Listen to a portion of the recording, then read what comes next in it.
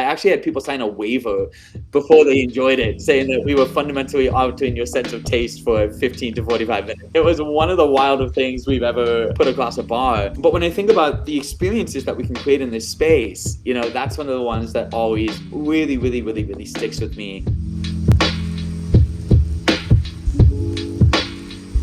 Welcome back, everybody. This is episode 30 of the Equal Parts Coffee Podcast. We've got a special guest joining us today, Ryan Castelaz. Hi, guys. It's so great to be here. Thank you so much for having me on. And episode 30, I didn't know I was on for an anniversary episode. Yes. This is exciting. It's funny. I didn't either. So This is super special. yeah, that's exciting. It's crazy how numbers work, Yeah. So tell us a little bit about what you do for those who don't know. Yeah, man. So I've been in coffee for about a decade. In 2017, 8 years ago, I started a little shop called Discourse Coffee in the middle of nowhere. We were in a town of about 600 people in Sister Bay, Wisconsin. And we started off principles of innovation, right? How do we, in an inconvenient location, right? All the time in our industry, we hear location, location, location. Oh, yeah. But we were in a terrible location. 600 people lived there. We had no street signage. You had to get out of your car and try to search around to find us. But so nobody was coming to us because it was convenient. So we had to figure out, how do we get people to come to a destination coffee shop? And this was, now becoming a bigger thing, but back in 2017, the idea of a destination coffee shop was still a pretty nascent idea. And so we had to kind of start borrowing from other industries, from food and from cocktails, to figure out how do people in these spaces bring people to forlorn locations. Oh, yeah. And we spent about 5 years in the woods trying to figure that out. And then in 2021, we moved to Milwaukee, Wisconsin, where we've been growing since. So now Discourse is part of a group called the Afterglow group. And through Afterglow, we have 2 locations of Discourse here in Milwaukee. We have an upcoming coffee roastery going to open in about 3 weeks called Guest. A coffee shop in Wicker Park in Chicago, right now in residency at Urban Valley, and soon to have our own permanent location there. And then we run a James Beard-nominated cocktail lounge here in Milwaukee called Agency. That's the nation's first fully hybrid cocktail lounge. So every cocktail is available, alcoholic and non-alcoholic. And in 2024, put out that little book on the table for you guys, The New Art of Coffee on Rizzoli. That's amazing. So much to explore in the world of flavor, and you've gone after it all, it seems. Dude, it's been fun. I had a brief stint in commercial flavor science too, which was a very unique period of my life. Going from working with farmers and foragers to working with little bottles in a lab with a hairnet on was a very different world to be a part of. But I learned so much doing that and demystified a lot of things that I had rallied against for years. Sure. Yes, I've tried to give myself a pretty diverse range of experience to have the most holistic understanding as I can of what makes flavor, how we create new flavor experiences, and how we teach that to the next generation of drink makers. Absolutely. That's amazing. So yeah, about your experience in, you said, this place for creating flavors. So how does that lend itself to making drinks today? Seems like a slightly different world there, but a very different world, man. At Discourse, pre-moving to Milwaukee, we would do maybe on a busy day, like 80 people a day, right? So that was like our peak. We're making drinks for like 80 people a day, right? And then I took a job at Carey Ingredients in Beloit, and a small project for Carey would be 80 million units. Oh, wow. Right? So it is a totally different world in terms of scale, in terms of the amount of people that are tasting a thing and being served a thing. And one of the biggest things that I learned, I think that's been relevant to my drink making style going forward at Carey, was one of the salespeople. And the salespeople had mixed opinions on me. I think some people thought I was just a crazy kid who did infallible things that would never sell. And then some people actually saw merit in the wildness. And one of them taught me a really beautiful thing that I've carried with me and actually talk a little bit about when I teach new baristas, which was this idea of head in the clouds, feet on the ground. And I love this concept in drink making. And essentially it just posits that, okay, if you're going to use a flavor like kumquat, right? Cool, awesome flavor, but don't make it kumquat frankincense, right? Mm. Because nobody is going to be able to ground into that. If you're going to use kumquat, use something that everybody understands, something that's grounded, something that's at that base level, right? So if we're using kumquat, also use something like cherry or basil or mint, something that people can really, really understand. And so this is an ideology that's been very, very, very helpful for us. It helped them sell things on the shelf, right? They could sell a unique ingredient if the consumer could understand one of the two things on the label, right? That they were much more likely to reach for it. But that little sense of adventure drives innovation forward. And so in these mass market consumer industries, it's this kind of feet on the ground, head in the sky that enables the forward motion of the industry over time, right? And so we've brought that into a lot of our craft menus. Our experimental menus still get pretty out there, but a lot of our craft menu development has started to reflect this principle of, if we're going to introduce people to a new flavor, a new texture, a new idea, that's grounded in something that people already have an inherent understanding of. Absolutely. Yeah, that's incredible, of like bringing people into this journey of flavor that I know from my experience, it can be very overwhelming and intimidating for a lot of people to experiment 100%. with simple things like the latte at their local coffee shop of, what is this fancy drink that's got like smoke coming out of it, It looks great, but it's very intimidating. So that's a really cool thing to take into consideration, to be able to bring those people forward and not kind of stay in the same spot, but also make it approachable, make it something. 100%, man. And I think about it as building pathways of trust, right? That's like how we talk about it with our team. So if you sell somebody a great cortado, right, you build a little trust. Oh yeah. Right? And then next time, maybe if they're feeling something sweet and you sell them a vanilla latte and it's perfectly balanced, it's not too sweet, it's real fresh, natural vanilla, right? A little more trust, right? And then that next visit, we might be able to say, hey, you just had a vanilla latte last time, but I think what you should really try is our channel orange, right? That's going to back balance that vanilla sweetness with little blackstrap bitters. You're going to get some gorgeous candied orange powder on the top that's just going to offset and provide a little acidity, a little brightness, a little aromatic.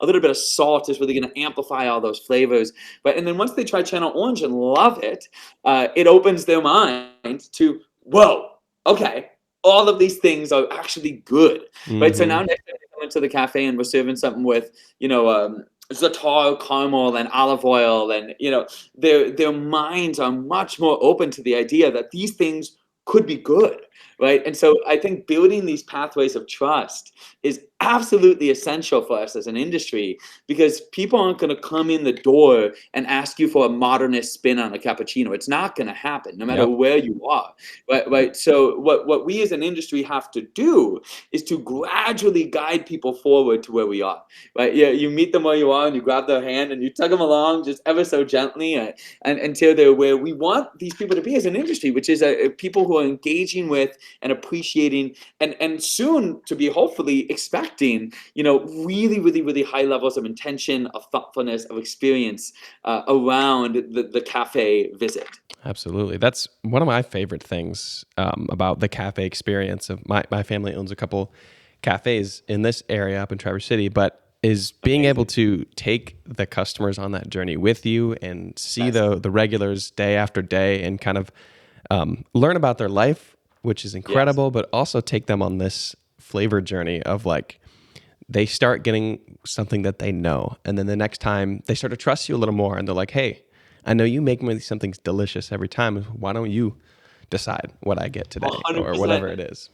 100%, man. Like, we play such a meaningful role in people's lives. It's the reason I've been doing this for so long. I think it's the reason a lot of us have been doing this for a long time, right? Just when you take a step back and you realize that our role is so much more than making coffee, like we actually do play a role in these people's lives. Yeah. And like, a lot of times we may be the first interaction they have in public in a day, right? Like, we set the tone for how the rest of their day is going to go. That little smile, that little nod, that little, hey, how's your kids? Like those things are so important, and they shape who we are as an industry. And in a world, man, where it is easier and easier and easier to brew great coffee at home. I see you got an Aiden on your back counter there. Yep. That thing can brew better coffee than most people I know, right? So why go to a coffee shop?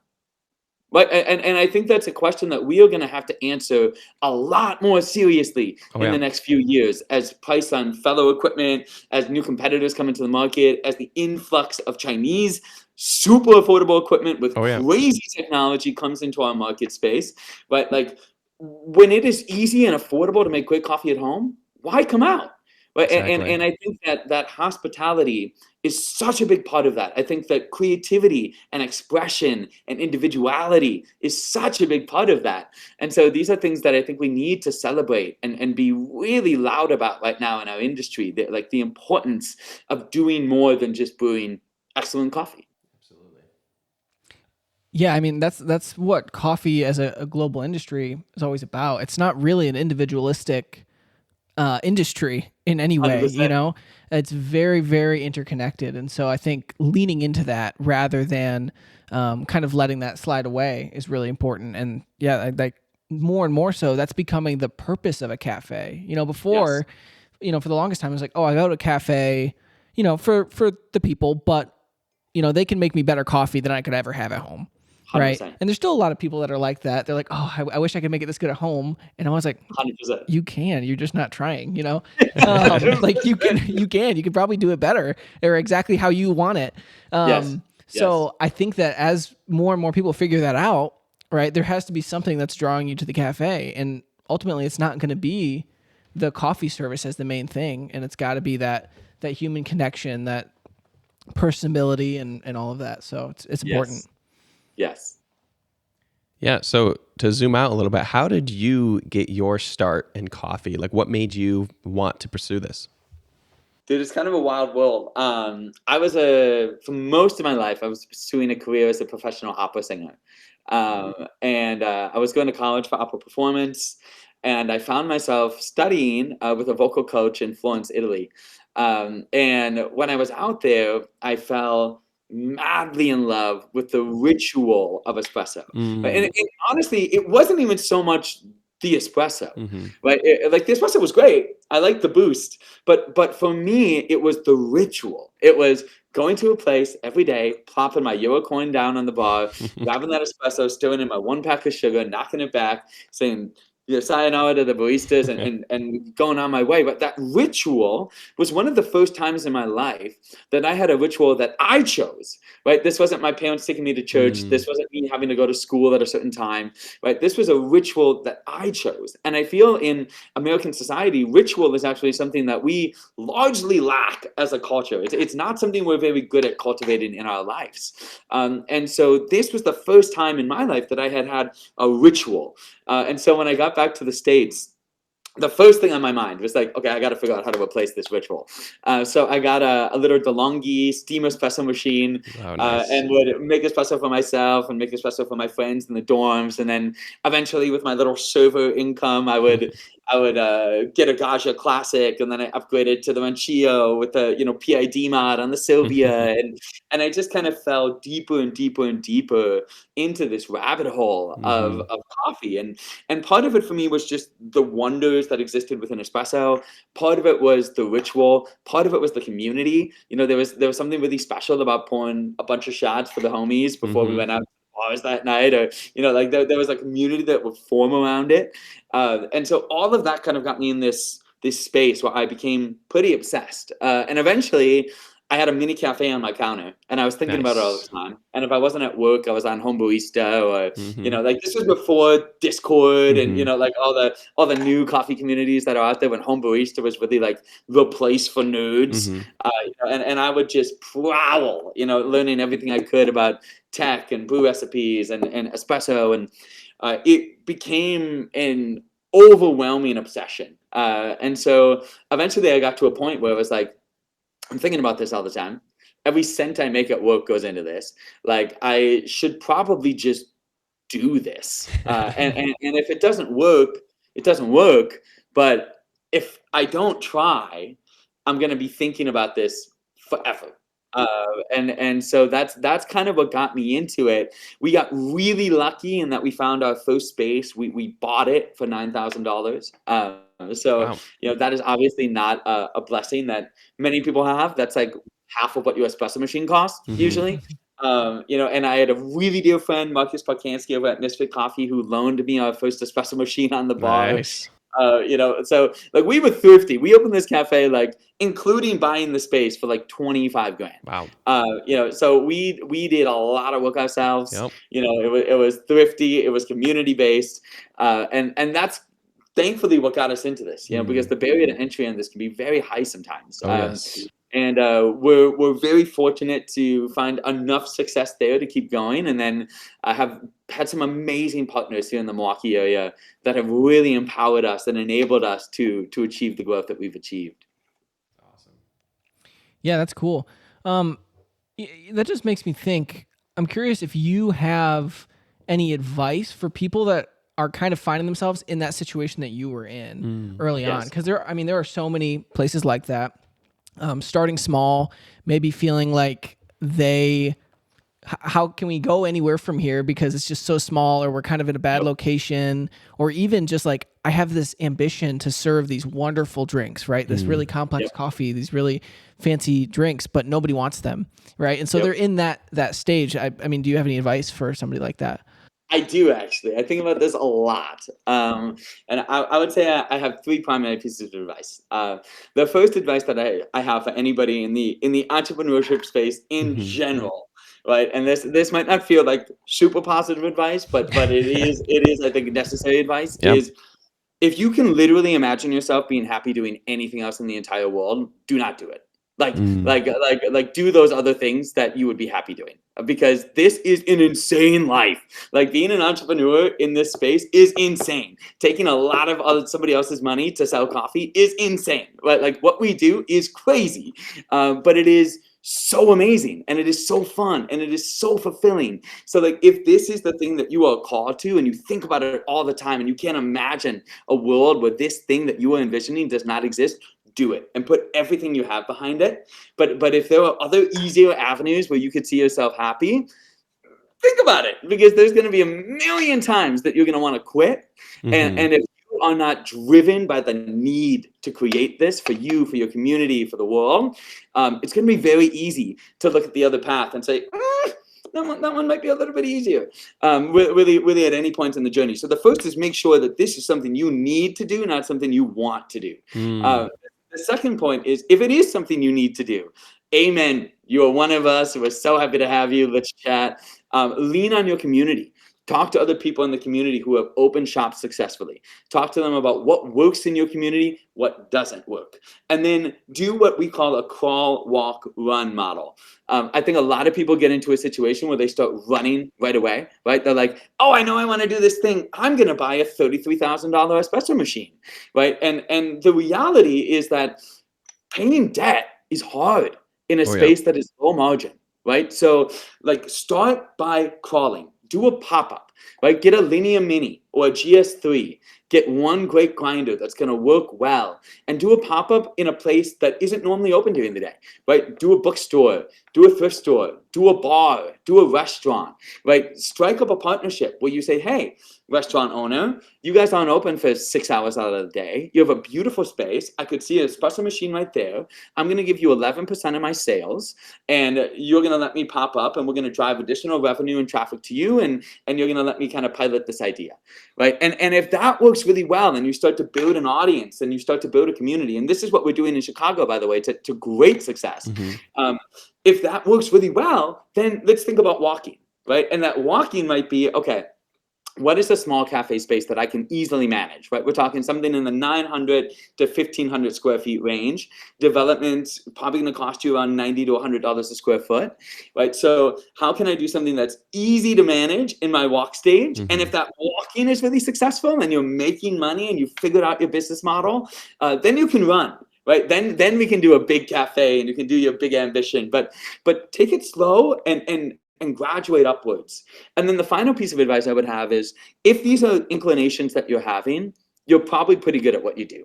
You're probably a pretty good barista, right? So it's time to start studying everything else that it's going to take to run a business. And that's one of the things that I wish I had done a lot more of before I started. We learned a lot of lessons the hard way.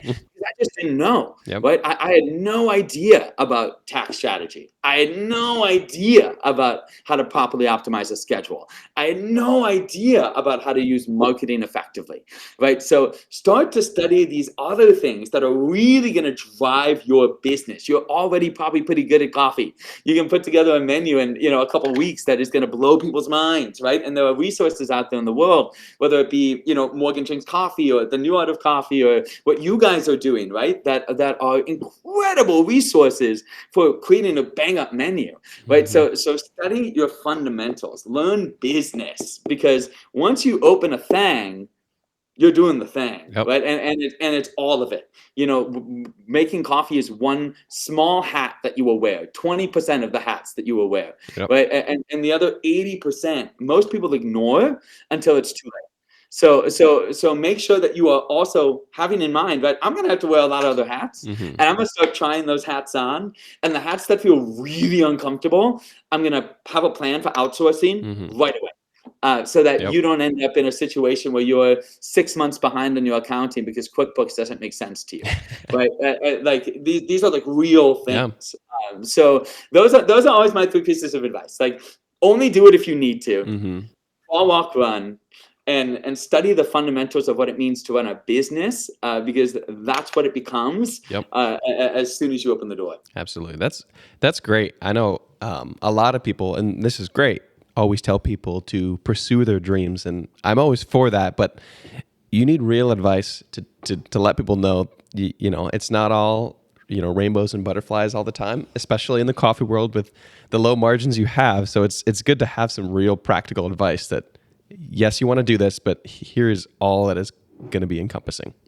100%, man. I think that realism is so important, right? And it's optimistic realism, Yep. right? Like, I personally believe, right, that any successful shop in the world, right, I don't think there was anything inherently special about those owners, right? Like, myself included, right? There's nothing inherently special. The only thing is that we have believed really, really, really, really, really hard in the thing, and we've worked really, really, really, really hard to achieve it. And if you believe in your thing so much, and you are willing to work harder than you've ever worked before to achieve it, you can do it. 100% you can do it. There's zero doubts in my mind that you can do it, right? But you have to check those 2 boxes. I think there's that like really common statement of, if you love what you do, you never work a day in your life.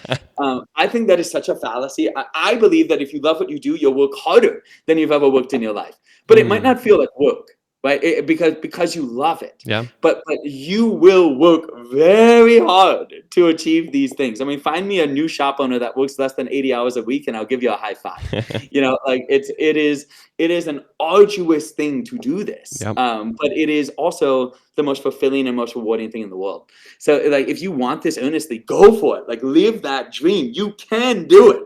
Like, you absolutely can do it. Take it from a guy who there's nothing special about, who has done it, right? Like, you can do it.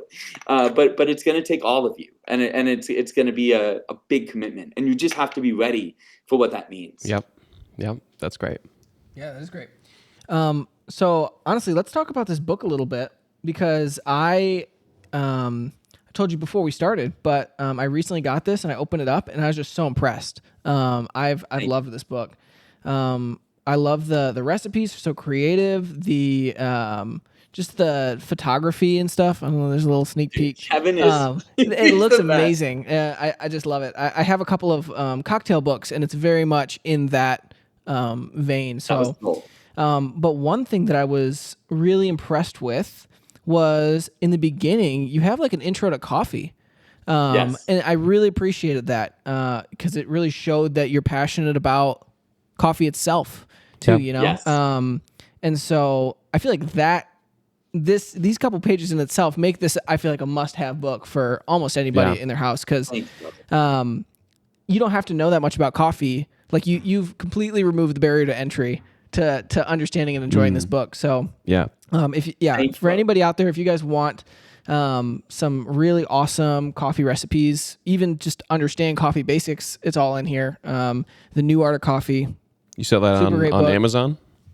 Amazon, Barnes & Noble, Williams-Sonoma, Onyx Coffee Labs. That's right. Cool. Lots of places to buy it. And that means the world, dude, because really that was the goal, right? Like when I put out the book, I saw, there were lots of books on coffee, Yeah. but a lot of them are, like 300-page books diatribing every knowledge there is to know about coffee, which can be really overwhelming for people. And so I wanted to have just like a little base primer. This is not World Atlas. This is not a James Hoffman book. This is not a Water Chemistry Christopher Hendon book. This is a know the things you need to know about coffee in the beginning. And then let's talk about how we can create. And that's really been the holistic goal of Discourse. Like our company, our mission is to inspire and empower barista creativity, right? Like what we want to do is to be a platform for baristas to express themselves.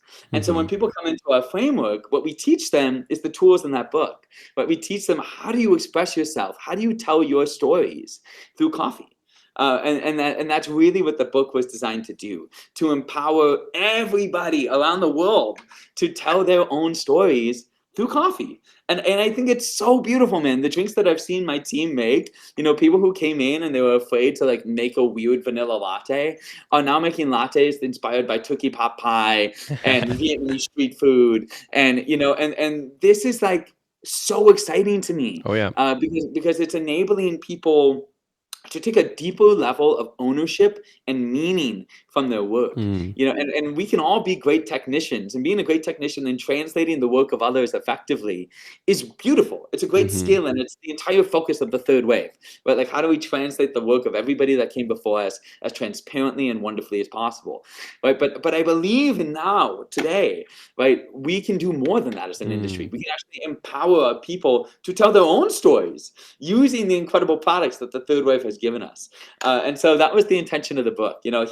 Here's 40 recipes that I hope inspire you, that get your brain turning, that get you thinking about the possibilities.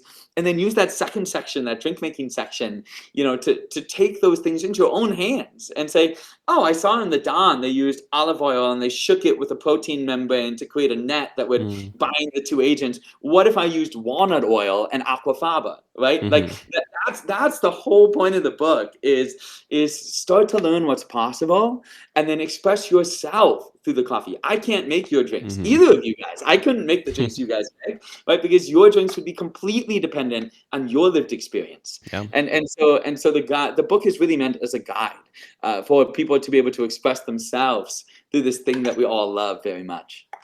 That's great.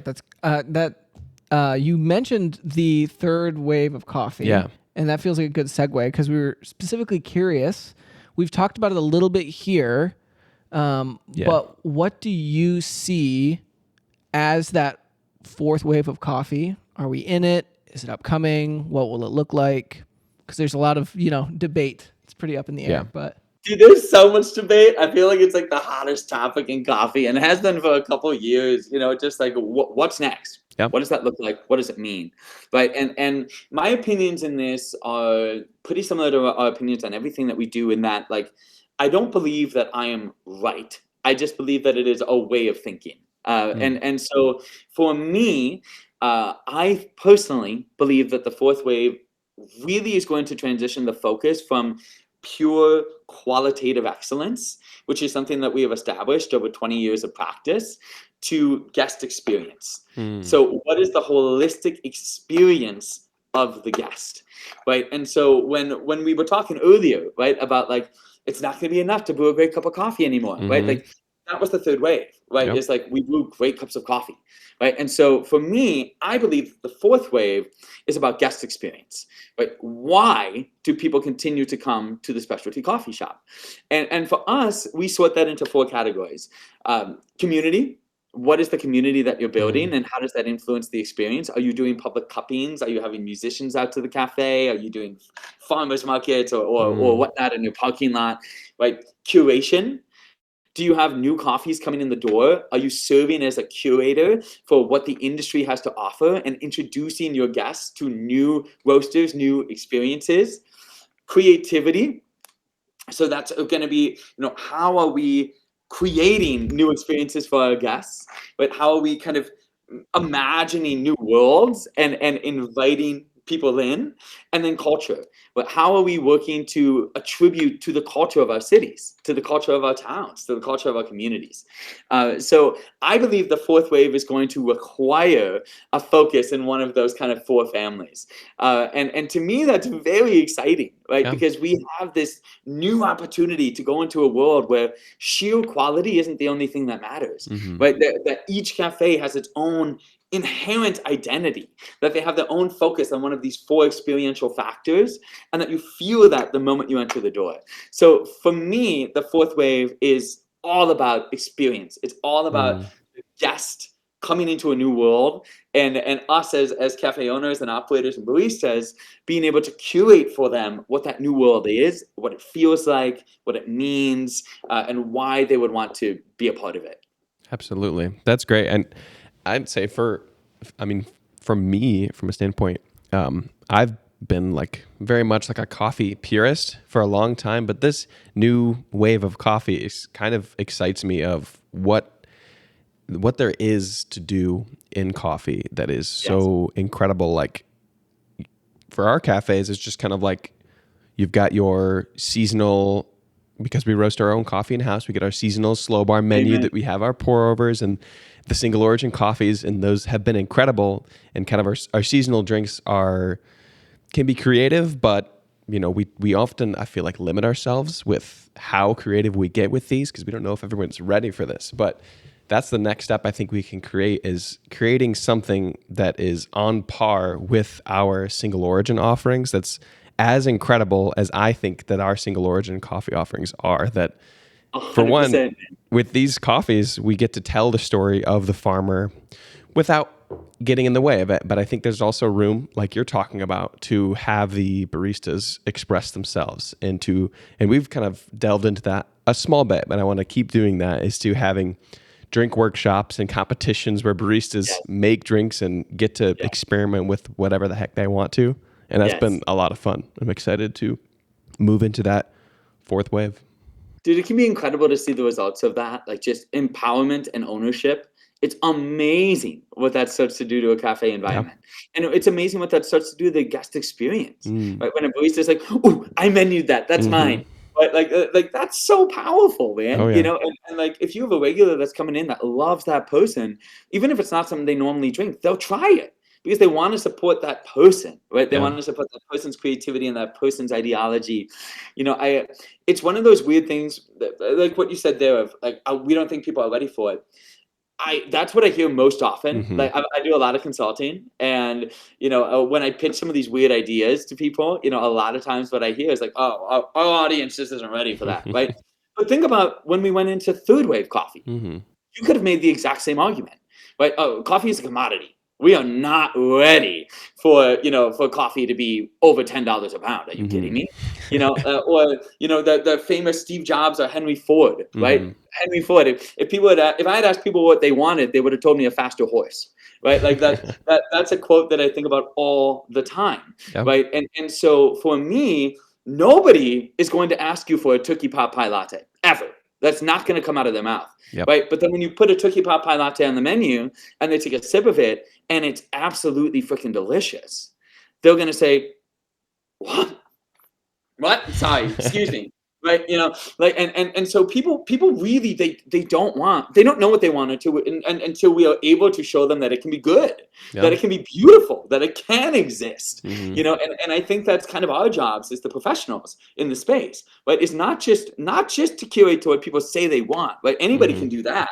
It's to shape the future of what they could want, to expand the possibility of what is wantable. That to me is a far more exciting mission, of how do we expand the consciousness around what one could want in a coffee shop. And now anybody that's come to one of our shops and had a Tookie Pot Pie Latte, but they can go to any shop in the country and those shops can do whatever the fuck they want, right? Because they've now had a Tookie Pot Pie Latte, but there's nothing that is going to be weirder than that, and so their minds are completely opened to whatever possibility it is that baristas want to put into the world. And that's such a huge part of our goal, but it is to open and expand the mind of possibility around what is good, what can be delicious in the coffee space, so that we are able to now create a culture where people are accepting and excited about weird out there things. Yeah.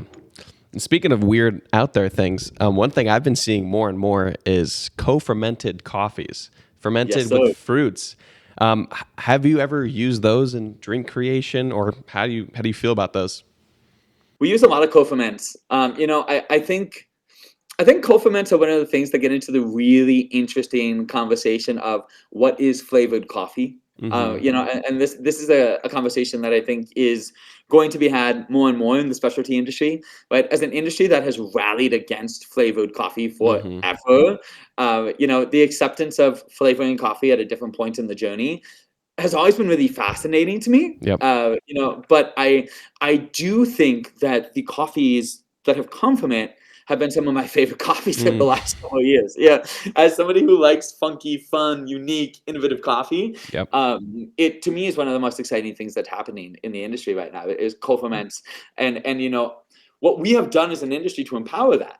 The move away from centralized mills, the enormous amount of funding that we've poured into individual farmers to enable the creation of research labs, right? We now have farmers that are PhD biochemists, right? Like this is the reality of our world, right? And what that's empowered is these incredibly unique, beautiful coffees. So, we've used, last year we did an incredible coconut co-ferment with house-made lemonade. And that was it, right? It was lemonade and this coconut co-ferment. And it was the most tropical, refreshing, silky, slightly lactony on the tongue little creation, 2 ingredients, right? But so beautiful. We've done espresso martinis with co-ferments from Wilton Benitez.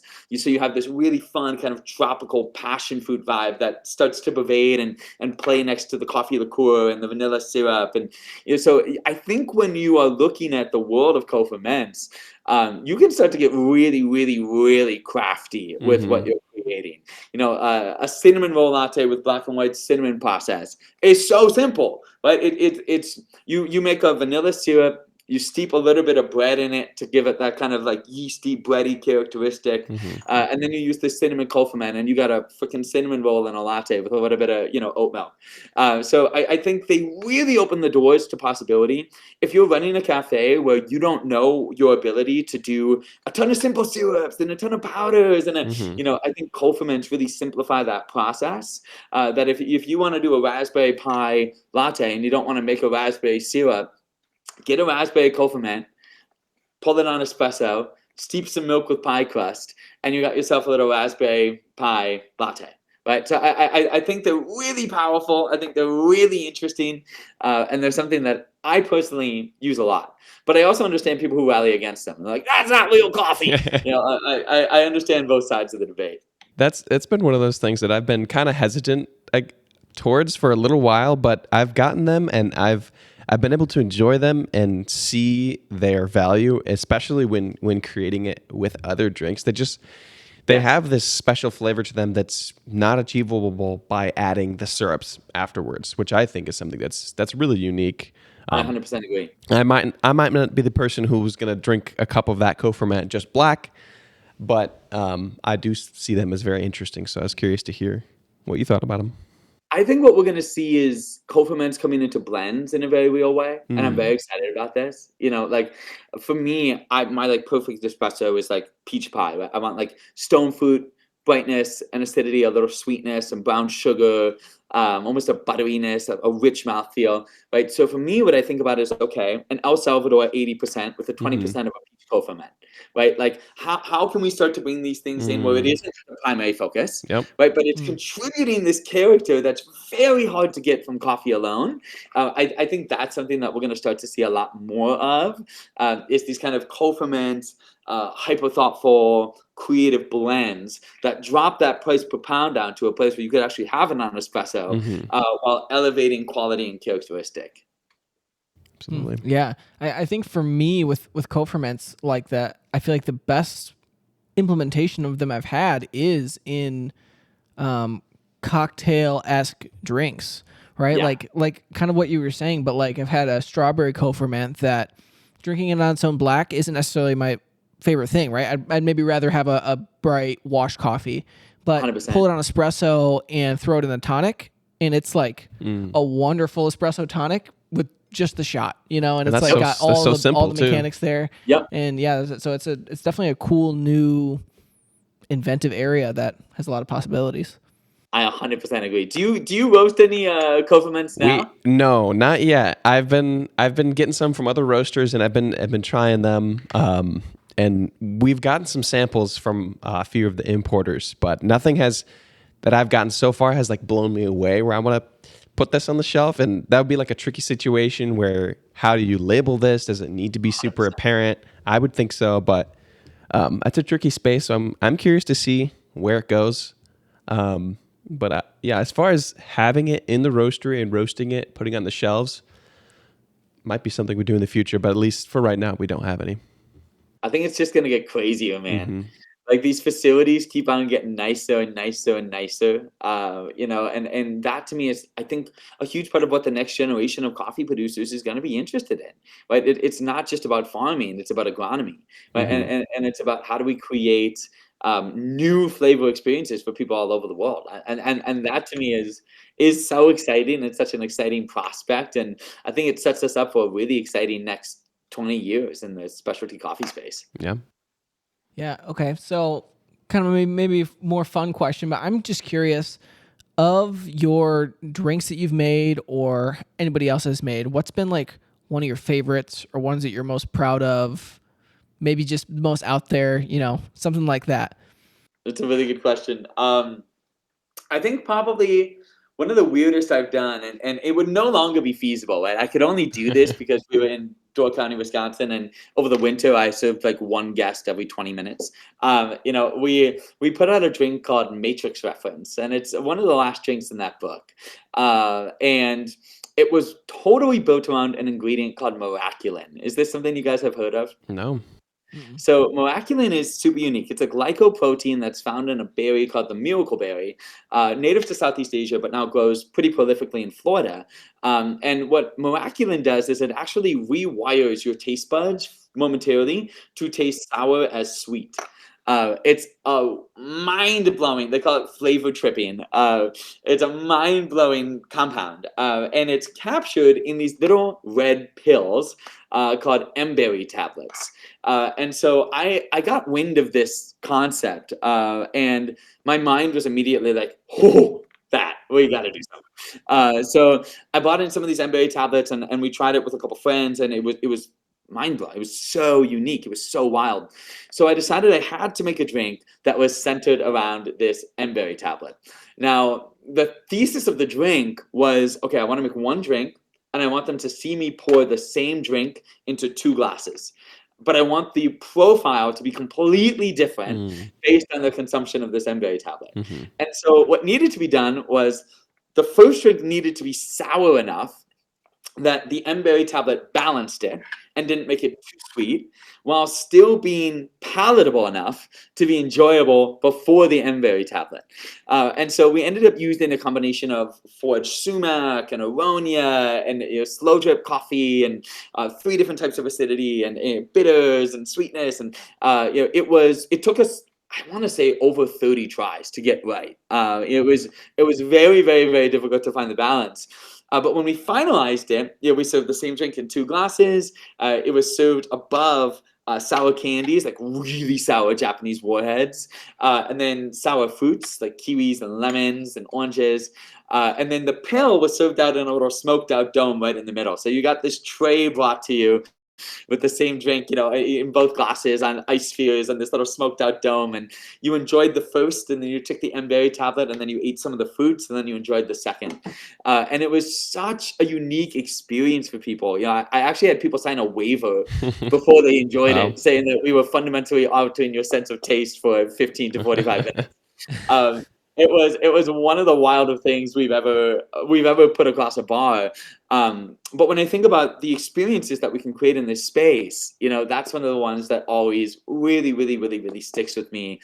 Is what we created with Matrix Reference, and the ability to kind of create these nuanced and kind of heady, cerebral experiences within the coffee space. That's awesome. Yeah, that's just wild. I've never heard anything like that in my life.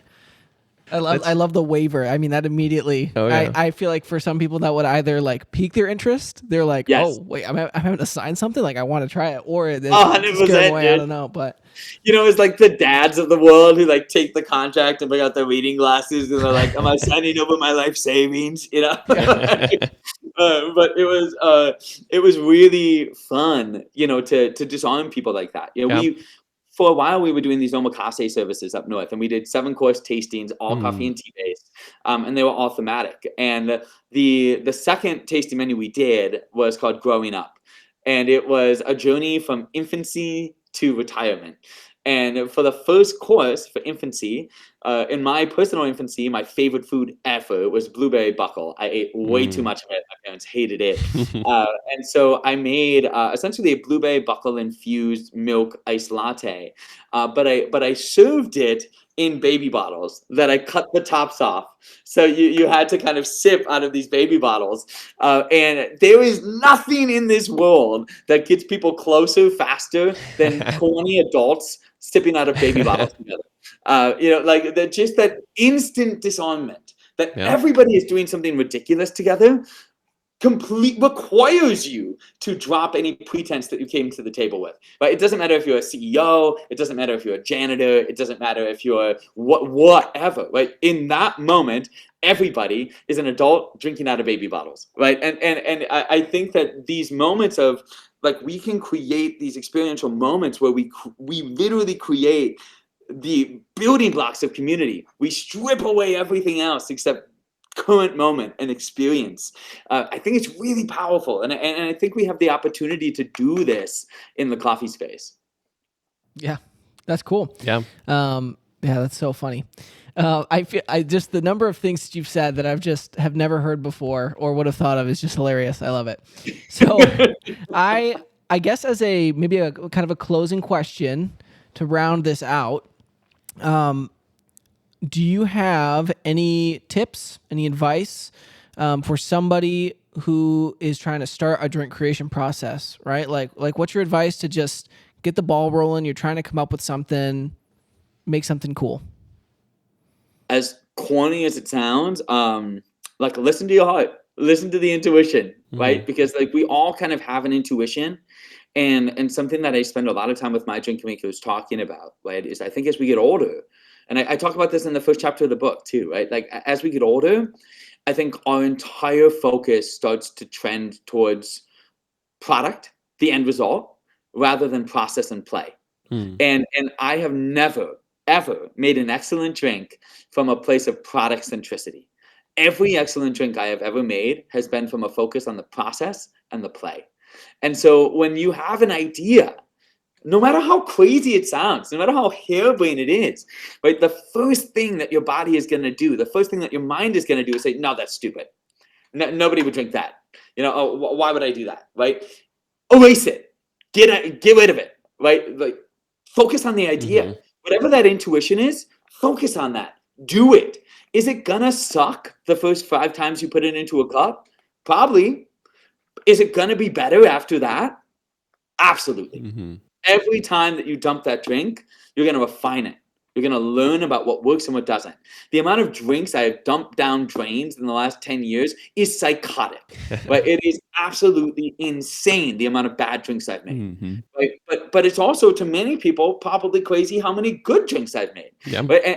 And that you only get to that point by making a lot of bad drinks and by having a lot of fun playing around and engaging in the process, right? That is the whole goal, right? If the product is the end goal for you, you're going to be disappointed a lot. And the product is never going to be as good as you think it's going to be, right? But if you are in it for the process, if you're in it for the play, and what comes out is a result of joy and conviviality and experimentation and exploration and freedom, that end drink is going to contain within it all of the energy of that process.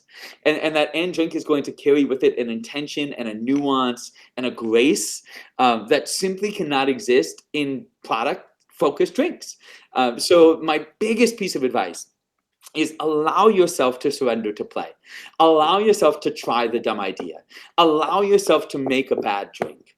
And I think through all of that and through learning, right, each time you make a bad drink, what worked, what didn't, write it down, think about it, right, and apply that to the next one. Through this process over and over and over and over and over again, you will eventually get to a place where that harebrained idea is a good drink in one or two tries. And it just takes time and practice to get there. So sacrifice yourself to the process, sacrifice yourself to the play, enable yourself to live out your intuitions. And I think you're going to make some really, really excellent drinks. It's so easy to lose the passion of creating a drink. I found when like you said, the end goal is just the product of I need this seasonal drink at this time. Yes. And trying to come up with something, I feel like a lot of the times it's like I don't have any ideas. But 100%. Like going back to that passion that you had in the first place and letting yourself play and really mess around with these drinks is well, for one, it's a lot of fun, and it is, and you have a lot of better ideas that way, which is great. Can I share one thought on ideas with you? Yeah. This is one of my favorite thinkings on the space of creativity, and it comes from a book called Big Magic, which is a book that I recommend to every human being alive that wants to engage in the creative act. But the idea is this: we as humans are incapable of having ideas. We are receptors. We are antennas. And ideas are sentient objects that exist within our world. And ideas choose hosts. And the hosts they choose are the most receptive, open antennas. Right? And this is an unbelievably freeing realization. Right? When we see ourselves as the generator of all ideas, it is an enormous amount of pressure. Right? I have to come up with everything internally. I am the person who creates the idea. When we see ourselves as a receptor of the world around us, as an incubator for the ideas that exist in our environment, it completely depressurizes the situation. No longer do I have to generate anything. All I have to do is be open and receptive to what is around me. Right? And we all have ideas all the time. If you're out to dinner and you're having an incredible meal, and wow, I've never had this combination before. I didn't know tomato and elderflower would work together. But bing, Yeah. right? I don't have to generate anything, but all I have to do is be receptive to the fact that that's a thought. Right? How do I take that back to what I do? Right? And tomato and elderflower. Well, maybe that's a better pair for matcha than it is for coffee. And maybe for tomato, I do a tomato water mist, and maybe it's an elderflower syrup, right? Because I want that sweetness and that rich florality, right? All of this, this is the last 3 seconds, right? I mean, and it's just a product of receptivity, not generativity. So that's something that I teach my baristas a lot, because there can be this massive, I don't know, I'm not good at being creative. I don't have a lot of ideas. But you don't have to be. The ideas are all around you all the time, every single day of your life. And the only thing that you have to do is to open yourself to being receptive to them and act on those intuitions. That's it. Act as a conduit for the ideas that surround you, and creativity becomes a much easier practice. That's great.